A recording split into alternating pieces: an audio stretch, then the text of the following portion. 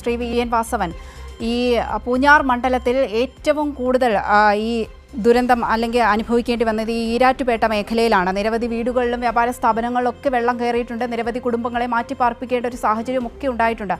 ഈ ഒരു അവസരത്തിലാണ് അവിടെ MLA ഇപ്പോൾ ഈ വിദേശ പര്യടനവുമായി നീങ്ങിയിരിക്കുന്നത്.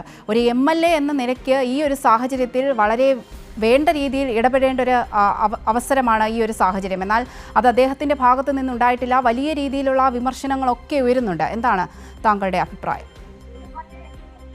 എല്ലാ ജനപ്രതിനിധികളും കൂടി അടിസ്ഥാനത്തിറങ്ങി പ്രവർത്തിച്ചാൽ പോലും നമുക്കുണ്ടായ നഷ്ടങ്ങൾ നികത്താൻ കഴിയാത്ത ഒരു സാഹചര്യമാണ് ആ പ്രദേശം പോയി കണ്ട ഞങ്ങൾക്ക് മനസ്സിലായിട്ടുള്ളത്. അവിടെ ഉരുൾപൊട്ടലുണ്ടായ സന്ദർഭത്തിൽ തന്നെ ആ പ്രദേശത്ത് ഞങ്ങൾ പോയിരുന്നു. 2 പേർ മണ്ണിനടിയിൽ പെട്ടുപോയി. വീട് പൂർണ്ണമായി ഒലിച്ചുപോയി. 2 വർഷമായി പുതുതായി പണിതൊരു വീടാണ് നഷ്ടപ്പെട്ടത്. അതുപോലെ സമീപ പ്രദേശങ്ങളിലെ നിരവധി വീടുകൾക്ക് കേടുപാട് സംഭവിക്കുകയും പശുക്കൾ ഉൾപ്പെടെയുള്ള വളർത്തുമൃഗങ്ങൾ നഷ്ടപ്പെടുകയും ചെയ്ത സാഹചര്യങ്ങളുണ്ടായി. കോടിക്കണക്കിന് രൂപയുടെ കൃഷിനാശങ്ങൾ ഉണ്ടായിട്ടുണ്ട്. അതിൽ ഏറ്റവും ഭയാനകമായ ഒരു അവസ്ഥയുണ്ടായത് ഈരാറ്റുപേട്ട ടൗൺ.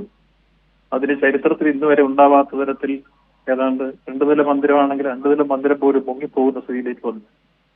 അപ്പോ ഏതാണ്ട് 300-ൽ പരം കടകളിൽ വെള്ളം കയറി അവരുടെ സർവസ്വവും നഷ്ടപ്പെടുന്ന സാഹചര്യം ഞങ്ങൾ അവിടെ ചെന്നപ്പോൾ കാണാനിടവന്നു. ഞാൻ 2 ദിവസം അവിടെ പോയിരുന്നു.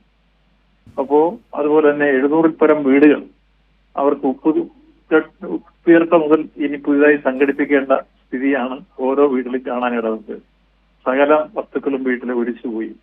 അപ്പൊ അങ്ങനെയുള്ളൊരു സ്ഥിതിവിശേഷത്തിൽ ജനപ്രതിനിധികൾ എപ്പോഴും യുദ്ധകാലാടിസ്ഥാനത്തിൽ നിന്നുള്ളവരെ ആശ്വസിപ്പിക്കാനും സഹായിക്കാനുമുള്ള നടപടികൾ സ്വീകരിക്കുകയും ഗവൺമെന്റ് പ്രതിനിധികളെ അവിടെ കൊണ്ടുവരാനും വേണ്ട രൂപത്തിൽ അത് ബോധ്യപ്പെടുത്താനും അർഹമായ നഷ്ടം കിട്ടി അവർക്ക് പുനരധിവാസമുള്ള സൗകര്യം ഉറപ്പാക്കാനും എല്ലാം പരിശ്രമിക്കേണ്ടവരാണ് ജനപ്രതിനിധികൾ എന്ന കാര്യത്തിൽ സംശയമില്ല. ആ ഉത്തരവാദിത്തത്തിൽ നിന്ന് ആർക്കും ഒഴിഞ്ഞു മാറാനാവില്ല. ഞങ്ങളൊക്കെ ആ പ്രദേശത്ത് പോയപ്പോൾ കണ്ട അതിദയനീയമായ അവസ്ഥ. അവിടുത്തെ ജനങ്ങൾ മനുഷ്യ സ്നേഹത്തിന് വേണ്ടി യാചിക്കുന്നു. അവർക്ക് പുനരധിവാസത്തിന് വേണ്ടിയുള്ള യാതനാസ്വരത്തിനുള്ള അവരുടെ നിലപാടുകൾ കണ്ടു.